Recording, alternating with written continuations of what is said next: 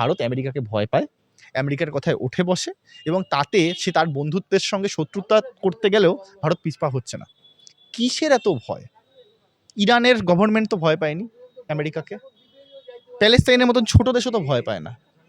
ভারতের সরকার যতটা ভয় পাচ্ছে, কি এমন হয়েছে?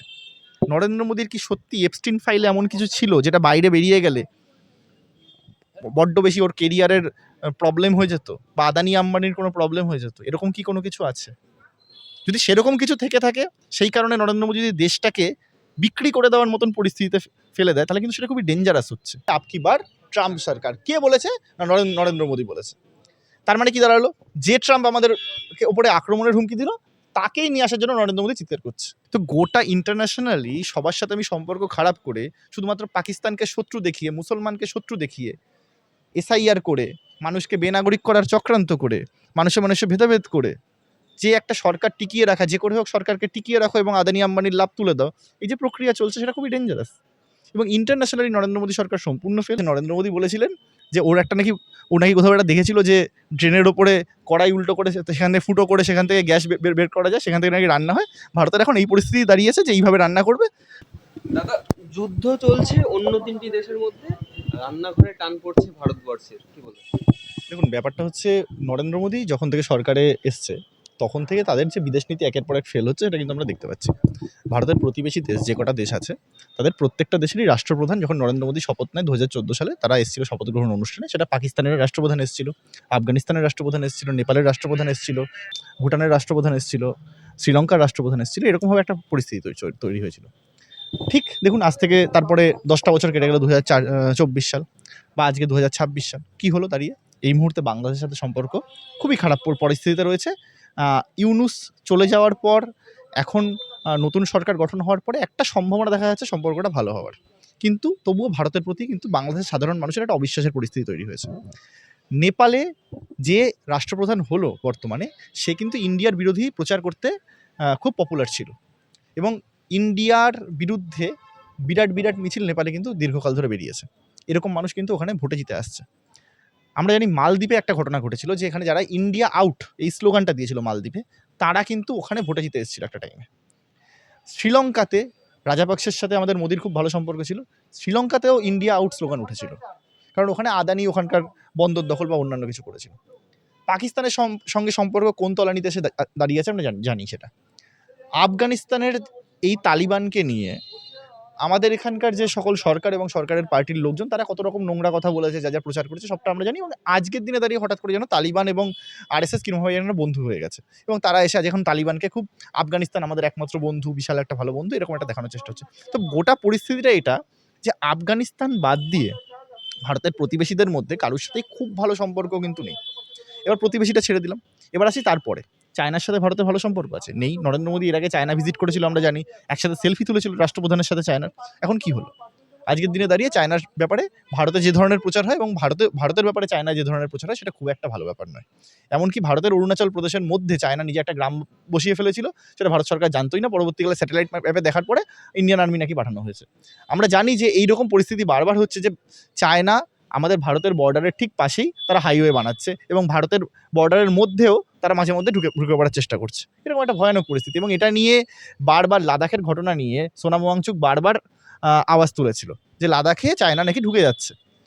সেটা আওয়াজ তোলার পরে সোনাম ওয়াংচুক গ্রেপ্তার হয়েছে, কিন্তু বাস্তবিকভাবে ভারতের সরকার সেই দিকে কিন্তু কোনো পদক্ষেপ নিতে পারেনি। এরকম একটা পরিস্থিতি। ভারতের বন্ধু দেশ আমরা জানি চিরকালই, মস্কো আমাদের সবসময় বন্ধু, রাশিয়া আমাদের সবসময় বন্ধু। সেটা সোভিয়েত ইউনিয়নের টাইম থেকে, সেখানে কমিউনিস্ট সরকার যখন ছিল, কমিউনিস্ট রাষ্ট্র ছিল যখন সোভিয়েত ইউনিয়ন, সেই সময় থেকে ভারতের সঙ্গে বন্ধুত্ব কাদের আছে না? ভারত, মস্কোর রয়েছে এবং সোভিয়েত ইউনিয়নের রয়েছে। বর্তমানে এই যে বন্ধুত্বটা রয়েছে, সেই বন্ধুত্বের ফাটল ধরানোর চেষ্টা করছে কি না ডোনাল্ড ট্রাম্প। ডোনাল্ড ট্রাম্পের যে ভূমিকা ভারতের সম্পর্কে, সেটা আমরা দেখেছি। যখন করোনা চলছিল, তখন করোনার সময় ভারতের যে সকল জরুরি মেডিসিন, সেই জরুরি মেডিসিন আমেরিকাতে ছিল না। ভারত বলেছিল আগে আমাদের জনগণকে দেবো, তারপর তোমাদেরকে দেবো। এটা বলার ফলে ট্রাম্প করোনার টাইমে ভারতের আক্রমণের হুমকি দিয়েছিল, এটা আমরা দেখেছি। ঠিক তারই পরে যখন ট্রাম্প নির্বাচনে দাঁড়ালো ভোটে, তখন গিয়ে দেখা যাচ্ছে যে ট্রাম্পের ব্যাপারে প্রচার করা হচ্ছে, যে ট্রাম্পকে যেন আবার নিয়ে আসা হয়। আপকি বার ট্রাম্প সরকার, কে বলেছে? না, নরেন্দ্র মোদী বলেছে। তার মানে কি দাঁড়ালো, যে ট্রাম্প আমাদেরকে ওপরে আক্রমণের হুমকি দিল তাকেই নিয়ে আসার জন্য নরেন্দ্র মোদী চিৎকার করছে। এরপরে দেখা গেলো ট্রাম্প আবারও ভারতের সঙ্গে বিট্রে করলো, ভারতের উপর ট্যারিফ বসালো, 50% অব্দি ট্যারিফ বসিয়ে দিল। ভারতের যেটা সস্তা পণ্য সেটা আমেরিকা থেকে কী করে দামি হয়ে যায়, ভারতের পণ্য যাতে আমেরিকানরা না কিনতে পারে সেরকম একটা ব্যবস্থা তৈরি করে দেওয়া হলো। এরকম ভয়ানক পরিস্থিতি বারবার ভারতকে একটা কোণঠাসা করে দেওয়ার চক্রান্ত কারা করছে না, ডোনাল্ড ট্রাম্প করছে। তারপরে গিয়ে বারবার বারবার বারবার নরেন্দ্র মোদী কেন, কোন কারণে, কোন সিক্রেট কারণে ট্রাম্পের কাছে মাথা নত করছে এটা কিন্তু আমরা জানি না। এবং অদ্ভুতভাবে মানে ইরান তো আমাদের ভারতের চিরকালের বন্ধু, ইরানের সঙ্গে ভারতের কখনোই দ্বিপাক্ষিক সম্পর্ক খারাপ ছিল না, ইরাকের সাথেও ছিল না, ইরানের সাথেও ছিল না। আজকের দিনে দাঁড়িয়ে এটা খুব অদ্ভুত লাগে, ইসরায়েলে গিয়ে নরেন্দ্র মোদী তাদের পার্লামেন্টে ভাষণ দিলেন। ইসরায়েলে যখন নরেন্দ্র মোদী যাচ্ছেন তখন প্যালেস্তাইনের লাখ লাখ মানুষকে ইসরায়েলিরা মেরেছে, সেই অবস্থা দাঁড়িয়ে সেই পার্লামেন্টে নরেন্দ্র মোদী বক্তৃতা দিলেন এবং সেটা প্রচার হওয়ার 2 থেকে 3 দিনের মধ্যে ইসরায়েলের সঙ্গে ইসরায়েলের সঙ্গে ইরানের যুদ্ধ শুরু হলো। তার মানে কি দাঁড়াচ্ছে, ভারতের যে ছবিটা ইন্টারন্যাশনালি পৌঁছাচ্ছে সেটা হচ্ছে এরকম যে ভারত আমেরিকাকে ভয় পায়, আমেরিকার কথায় উঠে বসে এবং তাতে সে তার বন্ধুত্বের সঙ্গে শত্রুতা করতে গেলেও ভারত পিছপা হচ্ছে না। কিসের এত ভয়? ইরানের গভর্নমেন্ট তো ভয় পায়নি আমেরিকাকে, প্যালেস্তাইনের মতন ছোট দেশও তো ভয় পায় না, ভারতের সরকার যতটা ভয় পাচ্ছে। কি এমন হয়েছে? নরেন্দ্র মোদীর কি সত্যি এপস্টিন ফাইলে এমন কিছু ছিল যেটা বাইরে বেরিয়ে গেলে বড্ড বেশি ওর কেরিয়ারের প্রবলেম হয়ে যেত, বা আদানি আম্বানির কোনো প্রবলেম হয়ে যেত? এরকম কি কোনো কিছু আছে? যদি সেরকম কিছু থেকে থাকে, সেই কারণে নরেন্দ্র মোদী যদি দেশটাকে বিক্রি করে দেওয়ার মতন পরিস্থিতিতে ফেলে দেয়, তাহলে কিন্তু সেটা খুবই ডেঞ্জারাস হচ্ছে। আজ না হয় কাল বিজেপি সরকার থাকবে না, ভবিষ্যতে কোনো না কোনো দিন এই ফাইলগুলো কিন্তু ওপেন হবে। এই ভবিষ্যতে কোনো না কোনো দিন কিন্তু আমরা জানতে পারবো কেন ইসরায়েলের সাথে এত ভালো সম্পর্ক করা হচ্ছে, কেন আমেরিকার সাথে এত ভালো সম্পর্ক করা হচ্ছে। যেদিন জানতে পারবো সেদিন কিন্তু ডেঞ্জারাস পরিস্থিতি তৈরি হবে। তো গোটা ইন্টারন্যাশনালি সবার সাথে আমি সম্পর্ক খারাপ করে, শুধুমাত্র পাকিস্তানকে শত্রু দেখিয়ে, মুসলমানকে শত্রু দেখিয়ে, এসআইআর করে, মানুষকে বেনাগরিক করার চক্রান্ত করে, মানুষে মানুষে ভেদাভেদ করে যে একটা সরকার টিকিয়ে রাখা, যে করে হোক সরকারকে টিকিয়ে রাখো এবং আদানি আম্বানির লাভ তুলে দাও, এই যে প্রক্রিয়া চলছে সেটা খুবই ডেঞ্জারাস। এবং ইন্টারন্যাশনালি নরেন্দ্র মোদী সরকার সম্পূর্ণ ফেল। জয়শঙ্কর যতই শিক্ষিত হোক, তার যতগুলোই ডিগ্রি থাকে থাকুক না, নরেন্দ্র মোদী যখন বিদেশি কোনো রাষ্ট্রপ্রধানের সাথে কথা বলে, কি কথা বলে সেটা আমরা ভিডিওতে দেখেছি। ওর ইংরেজি কেউ বোঝেও না, কিছুই জানে না, ফলে ওই রকমভাবেই ও কথা বলে এবং সেই কথাগুলোই চলছে চারিদিকে। ফলে কোথাও না কোথাও নরেন্দ্র মোদীর একটা ভয় আছে, ও কোনো একটা ভয় আছে, সেই ভয়টা আমরা জানি না, কোনো কিছু একটা প্রকাশ হয়ে যাওয়ার ভয় আছে হয়তো, সেই কারণে এই ধরনের ঘটনাগুলো ঘটাচ্ছে।